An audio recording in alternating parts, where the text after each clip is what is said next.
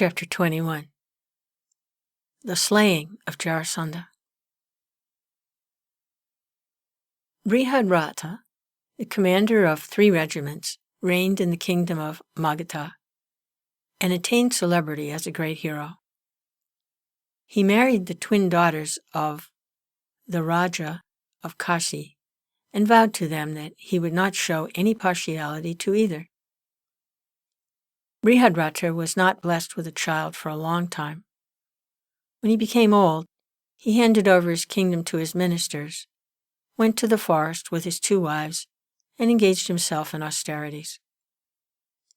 He went to the sage Kausika of the Gautama family with a sorrowful longing for children in his heart, and when the sage was moved with pity and asked him what he wanted, he answered, "I am childless, and have come to the forest giving up my kingdom. Give me children." The sage was filled with compassion, and even as he was thinking how to help the king, a mango fruit fell into his lap. He took it and gave it to the king with his blessings. "Take it, your wish will be fulfilled." The king cut the fruit into 2 halves and gave one to each wife. He did so to keep his vow not to show partiality to either. Some time after they had partaken of the fruit, the wives became pregnant.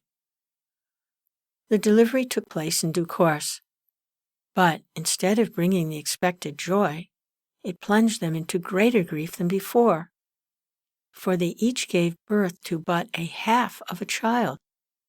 Each half was a monstrous birth, which seemed a revolting lump. They were indeed 2 equal and complementary portions of one baby, consisting of 1 eye, 1 leg, half a face, 1 ear, and so on. Seized with grief, they commanded their attendants to tie the gruesome pieces in a cloth and cast them away.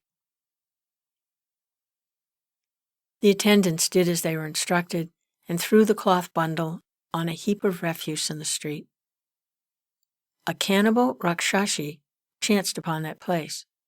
She was elated at seeing the 2 pieces of flesh, and as she gathered them up both at once, accidentally the halves came together the right way, and they at once adhered together and changed into a whole living child, perfect in every detail. The surprised Rakshasi did not wish to kill the child. She took on the guise of a beautiful woman, and going to the king, presented the child to him, saying, "This is your child." The king was immensely delighted and handed it over to his 2 wives. This child became known as Jarasandha.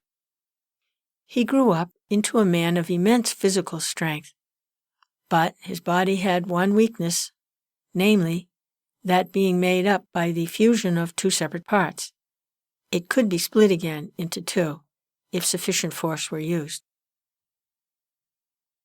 This interesting story embodies the important truth that 2 sundered parts joined together will still remain weak, with a tendency to split. When the conquest and slaying of Jarasandha had been resolved upon, Sri Krishna said, "Hamsa, Hidimbaka, Kamsa, and other allies of Jarasandha are no more. Now that he is isolated, this is the right time to kill him. It is useless to fight with armies. He must be provoked to a single combat and slain." According to the code of honor of those days, a Kshatriya had to accept the challenge to a duel, whether with or without weapons. The latter sort was a fight to the death with weighted gauntlets, or a wrestling to the death in catch-as-catch-can style. This was the Kshatriya tradition, to which Krishna and the Pandavas had recourse for slaying Jarasandha. They disguised themselves as men who had taken religious vows, clad in robes of bark fiber, and carrying the holy darba grass in their hands.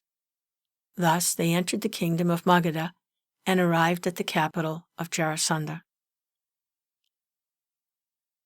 Jarasandha was disturbed by portents of evil omen, To ward off the threatened danger, he had propitiatory rites performed by the priests, and himself took to fasts and penance.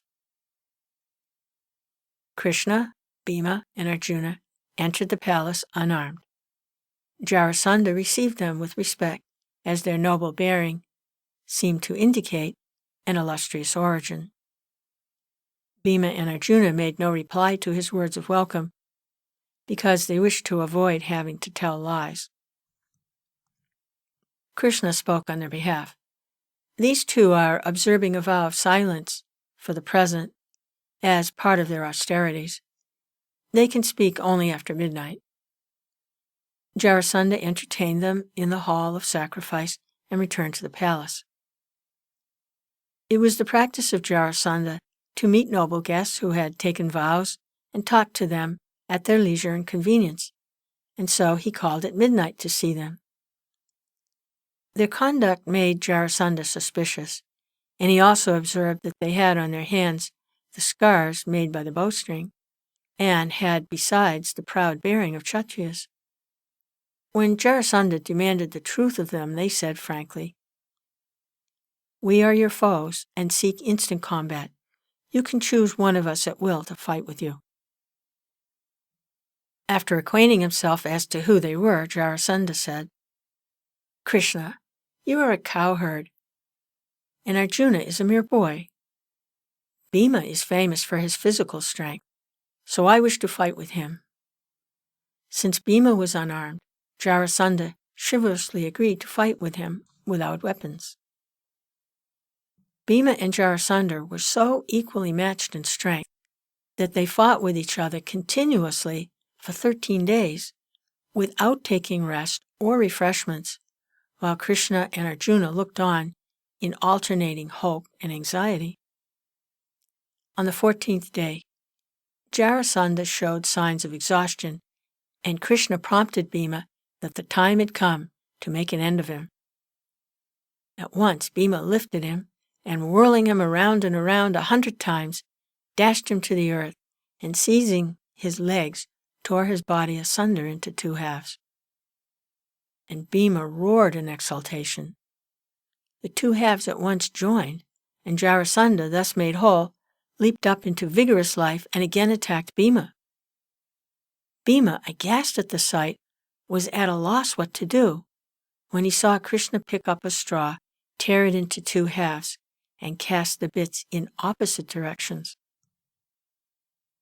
Bhima took the hint, and when once again he tore Jarasandha asunder, he threw the 2 portions in opposite directions, so that they could not come together and join. Thus did Jarasandha meet his end. The captive princes were released, and Jarasandha's son was crowned king of Magadha, and Krishna, Bhima, and Arjuna returned to Indraprastha. With Jarasandha gone, the way was now clear for the Rajasuya, which the Pandavas performed with great pomp and splendor. Yudhisthira assumed the title of emperor. The celebrations were marred by only one incident.